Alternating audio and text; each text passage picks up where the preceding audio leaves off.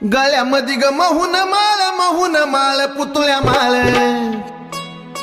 गळ्यामध्ये ग महून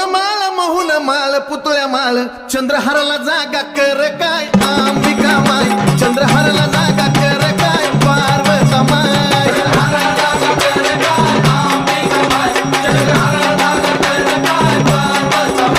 चंद्रहाराला जागा कर काय अंबिका माय, चंद्रहाराला जागा कर काय पार्वता माय.